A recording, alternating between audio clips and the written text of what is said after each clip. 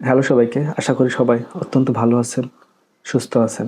আজকে আমরা লবণ নিয়ে কিছু কথাবার্তা বলার চেষ্টা করব। কোনো এক সময় রোমান সৈন্যদের বেতন দেওয়া হতো লবণের মাধ্যমে। সেই লবণকে বলা হতো স্যালারিয়াম।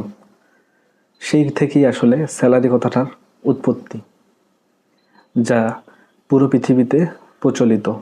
বর্তমানে লবণের অবস্থান কী এবং মেডিকেল সায়েন্স কী বলে সে বিষয়টা নিয়ে আজকে কথাবার্তা বলার চেষ্টা করব। লবণ মানে সোডিয়াম ক্লোরাইড। সোডিয়াম ক্লোরাইড আমাদের শরীরে অত্যন্ত দরকারি, কিন্তু সেটা কি পরিমাণ দরকারি সেটার একটি নির্দেশনা ওয়ার্ল্ড হেলথ অর্গানাইজেশন দিয়েছেন। ডাব্লিউএইচওর ভাষ্য মতে একজন প্রাপ্তবয়স্ক মানুষ প্রতিদিন 1 চা চামচ অর্থাৎ 5 গ্রাম লবণ খেতে পারবে, কিন্তু তাদের তথ্য মতে আমরা প্রতিদিন সে লিমিটের 2 থেকে 3 গুণ লবণ খাই। এখন 2 থেকে 3 গুণ লবণ খেলে আমাদের কি সমস্যা, কি হতে পারে সেই বিষয়টা নিয়ে একটু কথাবার্তা বলার চেষ্টা করব।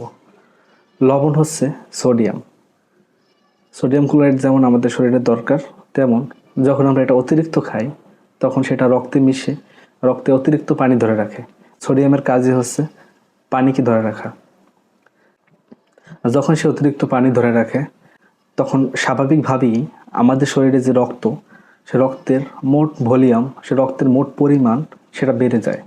এখন ধরি আমার শরীরে রক্ত আছে 10 কেজি, এখন আমি প্রতিদিন লবণ খাই অনেক বেশি, তখন সেই লবণ যখন পানি ধরে রাখে তখন যদি 1 কেজি পানিও ধরে তখন আমার শরীরে রক্তের পরিমাণ হবে 11 কেজি।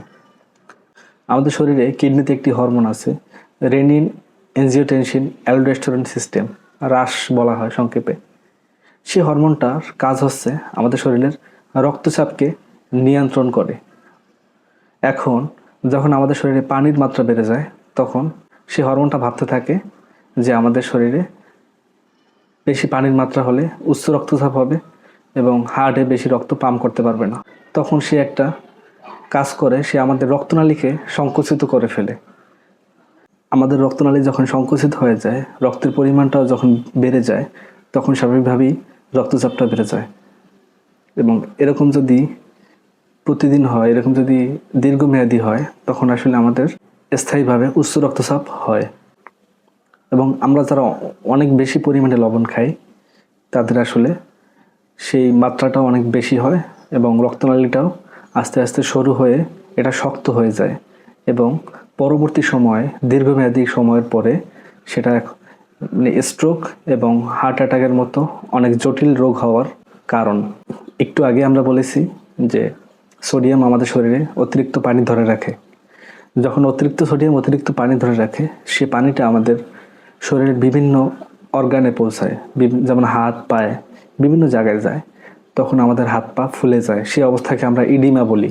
তো আমরা লবণের মাধ্যমে জানলাম যে লবণ আসলে উচ্চ রক্তচাপ এবং ইডিমা হওয়ার জন্য সরাসরি দায়ী।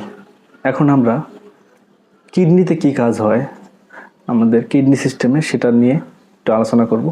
কিডনি আমাদের শরীরে অত্যন্ত প্রয়োজনীয় একটি অর্গান এবং শরীরের 5টি গুরুত্বপূর্ণ অর্গানের মধ্যে একটি। কিডনি অনেকগুলো কাজ করে থাকে, তার মধ্যে একটি কাজ হচ্ছে আমাদের যে অতিরিক্ত সোডিয়াম সেটা রক্ত থেকে প্রস্রাবের মাধ্যমে বের করে দিয়ে সোডিয়ামটাকে ব্যালেন্স করে। এখন আমরা যদি দীর্ঘমেয়াদী লবণ খাই, সে কাজটা কিন্তু কিডনিকে দীর্ঘমেয়াদী করতে হচ্ছে।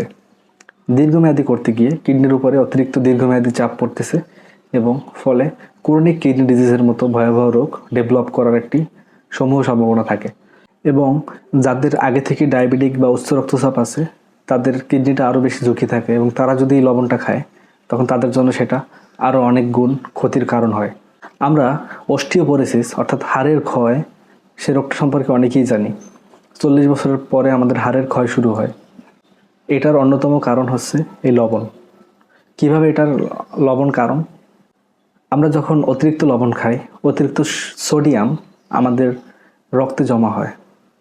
তো ওই সোডিয়ামগুলো কিডনি প্রস্রাব অথবা ঘামের মাধ্যমে বের করে দেয়। এখন ওই সোডিয়ামগুলো বের করার সময় আমাদের রক্তে যে ক্যালসিয়াম থাকে এবং আমাদের বোনস জয়েন্টে যে ক্যালসিয়াম থাকে সেগুলো হচ্ছে ওই সোডিয়ামের সাথে কিডনি বের করে দেয়। কারণ অনেক অবস্থাতেই সোডিয়াম এবং ক্যালসিয়াম একাত্রিত অবস্থায় থাকে। সুতরাং সোডিয়ামের সাথে সাথে যখন ক্যালসিয়ামও বের করে দেওয়া হয়, তখন আমাদের স্বাভাবিকভাবেই আমাদের শরীরে ক্যালসিয়ামের ঘাটতি হয় এবং এটা দীর্ঘমেয়াদী সময়ের পরে মানুষের যখন বয়স অনেক বাড়ে তখন অস্টিওপোরোসিস, হাড়ের ক্ষয়ের লক্ষণ দেখা যায়। লবণ ডায়াবেটিস রোগীর জন্য আরও অনেক ঝুঁকির কারণ।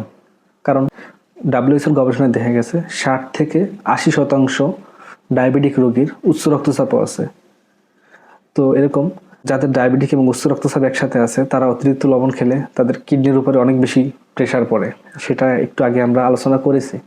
লবণ আরেকটি কাজ করে, লবণ আমাদের যে শরীরের ইনসুলিন হরমোন সেটার কাজটাকেও অনেক কমিয়ে দেয়, ইনসুলিনকে রেসিস্ট্যান্স করে। এর কারণে আমাদের ডায়াবেটিস নিয়ন্ত্রণ করা অনেকটাই কঠিন হয়ে পড়ে।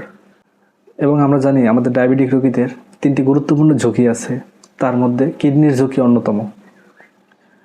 ডায়াবেটিক নেফ্রোপ্যাথি, ডায়াবেটিক রোগীরা এমনিতেই কিডনির ঝুঁকিতে থাকেন, আর যখন লবণ বেশি খাওয়া হয় তখন কিডনির উপরে অনেক বেশি প্রেশার পড়ে এবং সেটা পরবর্তীতে মারাত্মক ক্ষতির কারণ হয়। অনেকে ভাবে যে তারা সোডিয়াম অর্থাৎ লবণ কম খায়, যেমন ভাবতে পারে যে আমি তো ভাতের সাথে লবণ খাই না, আমি তো অতিরিক্ত লবণ কিছু খাই না। কিন্তু আমাদের বাজারে যেসব খাবার আছে সেসব খাবারের মধ্যে অনেক খাবারই মাত্রা অতিরিক্ত লবণ থাকে। তার মধ্যে যদি আমি বলি সসে প্রচুর পরিমাণে লবণ অ্যাড করা থাকে। Tomato ketchup, cold drinks, biscuit, cake এসবে প্রচুর পরিমাণে লবণ থাকে। আমরা যে বাজারে চিপস খাই সে চিপসেও কিন্তু প্রচুর পরিমাণে টেস্টিং সল্ট অ্যাড করা থাকে। বাজারের খাবারগুলো কিন্তু আমাদের ডায়েট প্ল্যান অনুযায়ী তৈরি করা না, WHO নির্দেশনা অনুযায়ী তৈরি করা না। তারা তাদের খাবারের টেস্টের দিকে ফোকাস দেয়। যেহেতু তারা তাদের টেস্টের দিকে ফোকাস দেয়, সেহেতু টেস্ট বাড়ানোর জন্য তারা অতিরিক্ত মাত্রায় টেস্টিং সল্ট বা বিভিন্ন লবণ ব্যবহার করে থাকে। সুতরাং আমাদের সুস্থ থাকার জন্য এই ধরনের খাবারগুলো এড়িয়ে চলা উচিত। একটা সময় আমিও প্রচুর লবণ খেতাম, লবণ ছাড়া ভাত খাবো সেই ব্যাপারটা কল্পনাও করতে পারতাম না। একদিন এক হাসপাতালের দেওয়ালে লেখা দেখলাম, পাতে লবণ খাবো না, অকাল মৃত্যু ঘটবে না। সেই লেখাটা দেখে আসলে লবণ সম্পর্কে জানার চেষ্টা করলাম এবং দেখলাম লবণ আসলেই আমাদের জন্য অত্যন্ত ক্ষতিকর।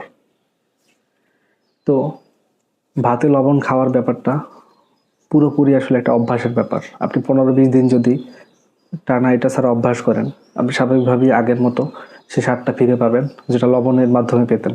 আমরা আমাদের বডিকে, আমাদের অভ্যাসকে ওইভাবে ট্রেন করাইতে হবে, অভ্যাসকে চর্চা করাইতে হবে, ওইটা অভ্যস্ত করতে, ভালো কাজে অভ্যস্ত করতে। তাহলেই লবণ ধূমপানের মতো এই ব্যাপারগুলো পরিহার করা সম্ভব। সুস্থ থাকুন, ভালো থাকুন, সেই কামনায় শেষ করছি আজকের আলোচনা। দেখা হবে পরবর্তী কোনো ভিডিওতে। ধন্যবাদ।